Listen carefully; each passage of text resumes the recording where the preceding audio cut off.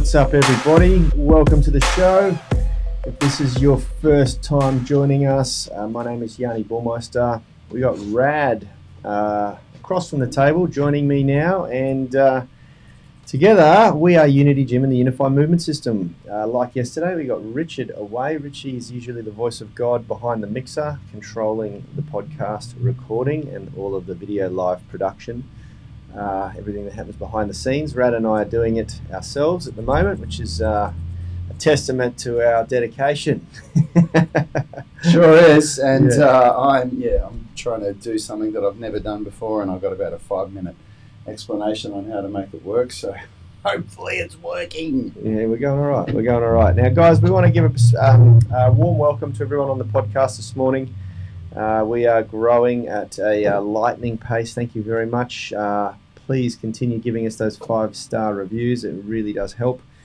Big shout out to everyone on YouTube. Smash that like button, support the channel. It does really help. Let us know who you are, where you're tuning in from in the comments section.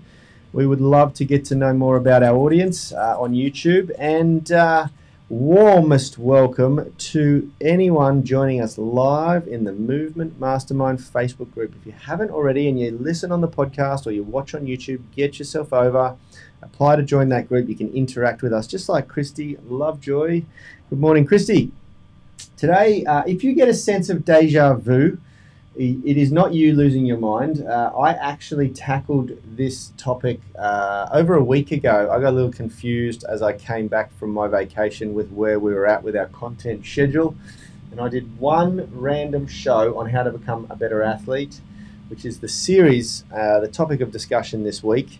And so please don't freak out or turn off thinking that you've listened to this already, because I was on my own on that show. Today we're going to have a different discussion because I've got my brother Rad here, and we're going to go deep into the concept of functional movement patterns. Now, when the term functional movement patterns gets loosely thrown around in the gym, and I call a bench press a functional movement pattern. I call a squat, a barbell back squat, a functional movement pattern. But we're not, today when we talk about functional movement patterns, we're not talking about the types of movements that we do here at Unity Gym, deadlifts, back squats, which are very functional in developing strength and performance.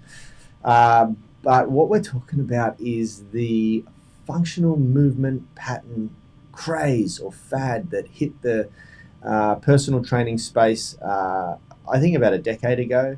And there's still longer than that. No, because we've we've been in the industry for 17 years, and it was hot when we were new to the industry. Yeah, right. I remember it being. I mean, because I can remember being a juvenile personal trainer and not knowing what was better. You know, like when you're a new personal trainer, you don't know. You haven't done enough research. You haven't found the people that are full of shit and the people that know what they're talking about yet. You're just looking around. And I remember trying to decide. Is functional movement the better way? I mean, think about it. I mean, to his credit, there's a lot of great things that he's done, but you know, one of the leaders of the functional movement charge was Paul Chek, and he was huge when we first got into the industry. Remember, we went and did all those courses with him and all those accreditations and everything. And I mean, it kind of, Greg's saying, "Hi guys, I'm struggling to walk from the supersets this morning, from the front squats and the back squats." It was brutal, hey Greg. It was very enjoyable for me to watch you guys, and I think there's going to be a lot of people suffering in the next 72 hours with the DOMs that you guys have yet to experience. You think it's bad now? Wait until Thursday or Friday. Is anyone lifting any weight at all on the squats? MJ goes to meet. So MJ's our strongest member, and he weighs 100 kilos, and he in the wave loading, he got up to 150 kilo squats, and he said to me, I said, "What are you going to do, MJ?" And he goes, "Oh, I'll probably do," I said, I told him, I said, "Look, do 100 kilos, start on 100 kilos for your front squat." Yeah. And he goes, "Yeah, I'll do that, and then I'll probably do 120 for the back squat." And I laughed and I said, "No, you won't." I said, "Just stay on 100. And he goes, "Really?" And he goes, "Oh, okay." And he did it. And he did 100 kilos on the front squat, and then he rested 10 seconds and got under the back squat, and he grinded out the 8th rep on that back squat. And then the next time I looked over at him, he was doing 90 kilos, and then the next time I looked over at him, he was doing 60 kilos. What are the rep ranges for both? Well, it's 8 reps for the front squat, and then I'm saying 8 to 12 for the back squat. Okay. And I'm just saying 8 to 12 because normally we don't give such a big rep range, but it's really, really hard to choose that correct weight for the second exercise, and the whole idea is just to blow the muscles out. So it's horrible. That's brutal. I probably will be doing 6 to 8 on the front squat today, and 8 to 10 on the back squat. So just on point, you know, this is an overload technique that we're using coming into the Christmas holiday period to, you know, really amp up the amount of volume that our tribe are doing both here at the gym and in the online coaching program. And you know, we call the front squat and the back squat a functional movement pattern, but some people would call that a complex movement pattern, and functional movement pattern would be if you were swinging a cat whilst doing a back squat. And that's, you know, I'm joking, of course, but this is where it started to lose direction, you know, and I really mean this. You know, I had friends who were personal trainers at the big box gyms here, and when this functional movement pattern drive started to take hold in the industry, I literally saw people doing leg press and bicep curls at the same time to be more functional, you know, and you know, there's no logic that could be explained there. It's people were doing squat bicep curls and this and that. Squats on fit balls and Bosu balls. I remember having big debates with where I really turned my head around was when I had this debate with, not a debate, I asked the question with Tony Patashi, but I challenged what he was telling me. And I remember before this conversation, just wait a second. Before you go deep into this, remember that thought. I want to frame what we're talking about with functional movements. Okay, so there's two main trends that I saw, that I noticed, that people were calling functional movement patterns. One was where they combine multiple exercises together. So the example would be a leg press and a bicep curl, or a squat and a bicep curl, or a squat and a shoulder press. And it came from people were trying to argue that the way that you do a squat or a deadlift doesn't replicate what you do in a sporting activity. Like, you're never just sitting there just with a weight on your back squatting. It's always that you're trying to jump and throw something at the same time, or you know, the way that you try and swing a bat or whatever. That was the idea. So that was the first thing that I noticed. The second thing that seemed to take hold or become a craze was to try and mimic movements that were performed in sporting activities. For like, the classic was the golf swing. People started to try and use cable machines to mimic a golf swing, or people tried to use balancing apparatus to mimic snowboarding or skiing or surfing, you know, and things like that, and load it up with weights, with dumbbells, kettlebells, barbells, you know. And that was the second thing that I noticed. You had people trying to combine movements just to, like, I don't know, burn more calories, use more muscle mass. That was the thing. It's okay, if I'm now using my legs and my arms at the same time, I'm using more muscle, therefore I'm going to burn more calories, or I'm going to stimulate the central nervous system more. But what we found was, and there's a lot of research that would indicate, anyone who's sort of knows anything about strength and conditioning, all that does is disperse the load more thinly. You know, it's sort of like spreading the muscle motor units and the neural drive more thinly. So you get a worse result on the legs, and you get a mediocre result on the upper body as well, as opposed to just focusing on doing a really good heavy squat.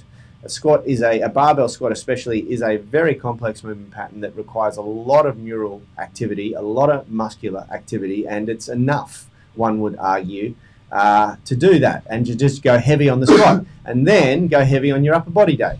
But you don't mix the two, you don't blur the lines, you know, and it produces a suboptimal result. Yep. Then the second is, you know, mimicking sporting movements and activities, you know, and trying to replicate what the athlete does on the field when competing in the gym.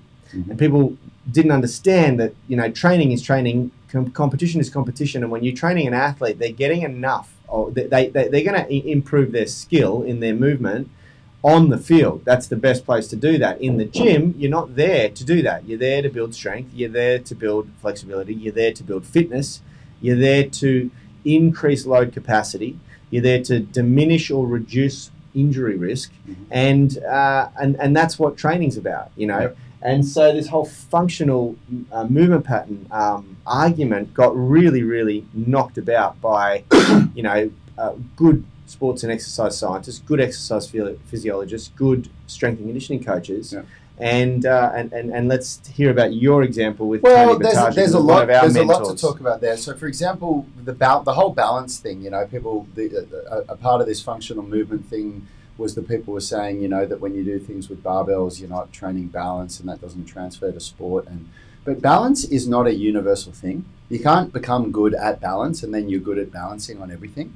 Somebody that masters the tightrope, if they've never ridden rollerblades before, put them on rollerblades, they're not going to balance well. They're going to be all over the shop just like anybody else that was a beginner, and vice versa. If somebody that masters rollerblades, and if you've never rollerbladed before, stand up on those things for the first time, and you'll see how quickly you can fall over on your ass or your head, and master that. You're still not going to be great at tightrope walking. Yeah. It's a totally different type of balance. So to think that you can come into the gym and do, you know, Bulgarian split squats with your front foot on a Bosu ball and think that that means that you're going to be better at balancing in your sport, it's not. Yeah. You're going to get better at balancing in your sport that requires balance by doing that sport that requires balance. Yeah, that's right. A good example was that I got decent, reasonable at snowboarding. And then I thought, well, I should be better at surfing. Yeah, because it's similar movement. You're carving an edge, you know, and I had attempted surfing many times before and was just crap at it. I never really developed the skill, and I got back up on a surfboard, and guess what? I was no better at surfing. Yeah, and I mean, people that are pro surfers or that really have some skin in the game with surfing and snowboarding might argue differently, but this is, you know, your experience and what we've seen with balance is it's not a universal thing at all. So. If you want to talk about balance, if somebody says, I want to develop good balance, the way you're going to develop good balance is if you challenge yourself with different scenarios a lot. So it's not that you do these certain exercises that are going to make you balance. You challenge yourself with different things. Anyway, that's one thing. But my conversation with Tony was, because I couldn't wrap my head around this. I really thought, and the example that I gave him was squat thrusters. I said, if you don't know what a squat thruster is with a barbell, it's where you have a barbell in a front racked position, and you go, so it means it's not sitting on your shoulders at the front and you're lifting it up like a front squat, and you squat down, and then as you come up to the top, you pop it up into a shoulder press above your head. I really, really thought that would make you better at squatting and shoulder pressing. I thought, look, you're killing two birds with one stone here. You know, you're doing squatting and shoulder pressing at the same time, so it means I can get more done in my workout. And in 1 hour, if I do that, I don't need to do squatting and shoulder pressing, and I can move on to some other stuff, and I've ticked those boxes. And Tony looked at me and said, you're wrong. And I said, why? And he said, because if you do squat thrusters, you can't press as much as you can if you do a strict shoulder press, and you can't squat as much as you can if you do a squat. And I said, well, what's the problem with that? And he said, well, why are you doing weightlifting? Are you trying to get stronger? I said, yeah. And he said, well, if you want to get stronger at a squat, you're only going to get stronger if you lift more weight. So if you can, like even at someone at my body weight, to do a decent amount of reps with squat thrusters, I wouldn't be able to come close to lifting my own body weight on a squat thruster, but I can easily squat way more than my body weight. So those squat thrusters aren't making me stronger at squatting. And he just went through this explanation of saying, you know, you've got to choose what you want to do. And if you want to get stronger, you've got to do proper strength training. If you do these functional movements, they're not going to make you as strong as if you do the raw strength movements. You know? Yeah. Well, we went on this huge divergence in the industry where almost every personal trainer who, you know, was new to the game and didn't have much skin in the game and wasn't already producing brilliant results with their clients because they just didn't have that track record or experience yet, went on this divergence off into functional movement patterns, and it just did no one any good, you know. And I remember Tony saying, that was when he said to me, you cannot follow fads as a strength coach, you know, or a personal trainer. You have to follow science. Don't follow fads. Yeah. And the reality is that most of them are fads. You know, P90X, muscle confusion, it's a fad. You know, it's got no scientific backing behind it. And you know, then CrossFit sort of blurred the lines a bit more even, because they did take it to a whole new level. Yeah, but we've gone through this so many times with CrossFit. The problem with CrossFit for the layman is that people watch the CrossFit Games and they think that that's how you train. They think that those workouts that those guys do is the way that you train. Well, originally that's how they did. Yeah, when they licensed CrossFit and you could go and buy a license and open a box, none of them were really, really highly accredited or not many coaches that opened boxes when the initial wave just took off and exploded. It was a license to print money. And you had a lot of people with exactly the same situation. Not a lot of skin in the game, not a lot of experience coaching, not a great education behind them, who were opening gyms and coaching people. And the way they did it was that the fad was a different workout every day, a different what. It was random workouts. You never wanted to know what the workout was before you got to the gym, you know. But then Dmitry Klokov came in and did that snatch ladder. Is that what he did? Was it the snatch ladder? The CrossFit Games one year, Is that that's where he got his name from, right? For outside of the Olympics. I don't remember. He certainly forged his reputation as an Olympic silver medalist. Yeah, right. Okay, fair enough. Yeah. But look, you know, and so that then I think flamed the fire of randomized workouts and functional movement patterns and things like that, you know, when CrossFit became super popular. But as you say, it was very, very quickly discovered that, you know, you couldn't work out, you couldn't train like they do competing at the games every year, and nor did most of the top athletes. You know, they trained methodically, just like a professional athlete. Of course, they've got to still practice their craft, their sport, but most of the early wave of CrossFitters really ended up beat up, you know. And I follow a few, I wouldn't call them friends, but I follow them on Instagram and I've met them and things like that. And they're, you know, and they're mostly beat up, you know. They've had operations on the majority of their, I remember we had a couple of CrossFit coaches come in and apply for jobs here, you know, and as I talked to them and looked at their CVs and stuff, you know, they listed most of their injuries in CVs as though they were a badge of honor.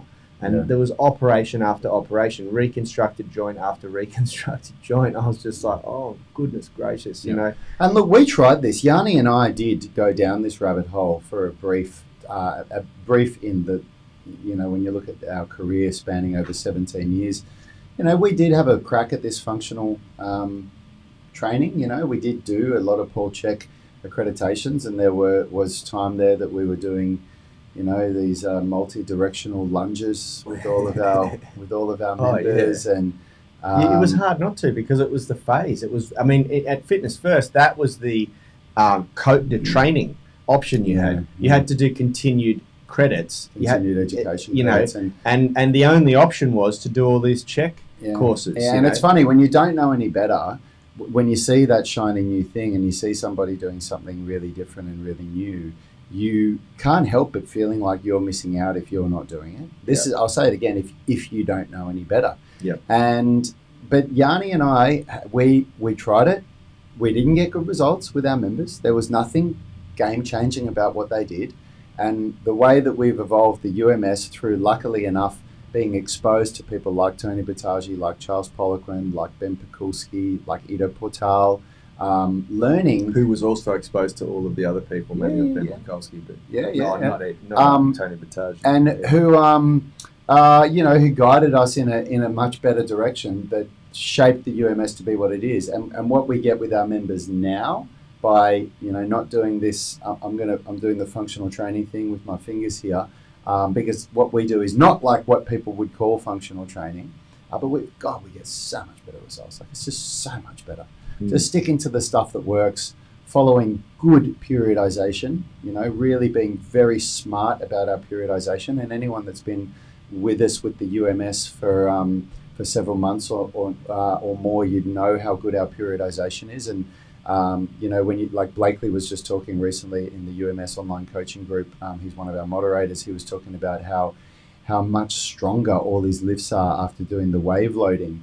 But you know, Blakely, not sure if you're even aware of this or if you even recognize that the wave loading was just the culmination of a macro cycle. It wasn't the wave loading that did it. It was the 3 mesocycles that the wave loading culminated in, because the 2 mesocycles before that were to prepare the body after lockdown to get ready for that wave loading, so you could really lift some weight safely. And this is what good periodization and programming does. And when you do these fad style training, you're throwing all that out the window. Well, this is where I wanted to finish to come to conclude the conversation today, is that there's a re-emergence of functional, I'm using parentheses with my fingers, functional training or movement patterns, because of the rise in popularity of Fitspo, Instagram, and what's it called? What's the new one? Oh my God, it used to be Musically. Instagram and TikTok. You know, people that produce content, and some of them have amazing physiques and look incredible, but the problem is that they're maintaining their physique using their functional movement pattern workouts now. They didn't get there by doing that. You know, they got there by lifting weight. You know, by proper strength and conditioning, proper strength training, but then along the path you find that they just get more likes, they get more clicks, they get more views when you do a funky workout, you know.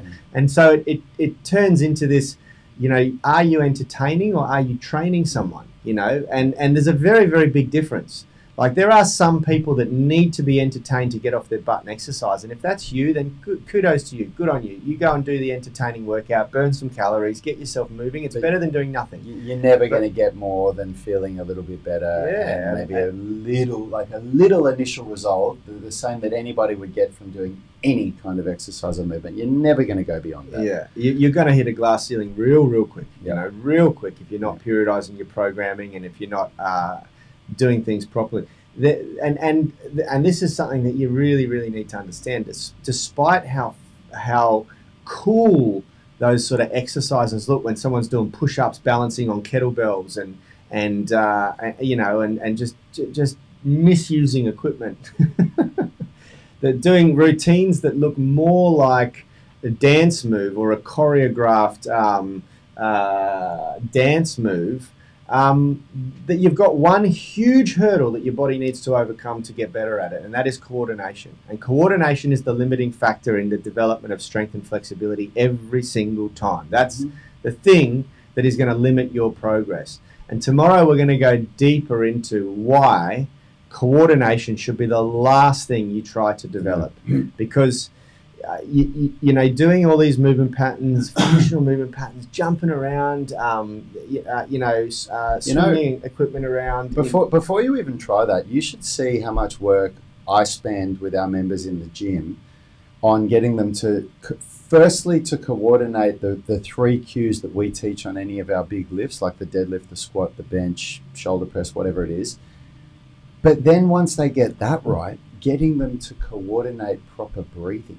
And if you think you're ready to start challenging your coordination with movement, get some weight on a barbell, do some squats, and do it in a way where you do this, where before every rep you take a full breath, fill your lungs up, and then between each rep, all you do is breathe out 30% and then breathe back in. And do that for the whole set and see how well you go with that. And do that for a bench, for a squat, for a deadlift, for a shoulder press, for a pull-up, everything. And if you can't get that right yet, trying to do a crazy, you know, hard, complex movement. You haven't even got breathing right. Cat swinging, Bosu ball, double dumbbell, underhand grip, squat. And if you haven't got that breathing right with the basic cues of a lift, you're not ready to progress yet. Yeah. Vinnie Brown said here, martial arts classes make it very hard to avoid the competition mentality. You're always seeing someone who's more flexible, can kick higher, or do X thing better. And it's the case in every gym, brother. There's always going to be a level of you pitting yourself up against what other people can do.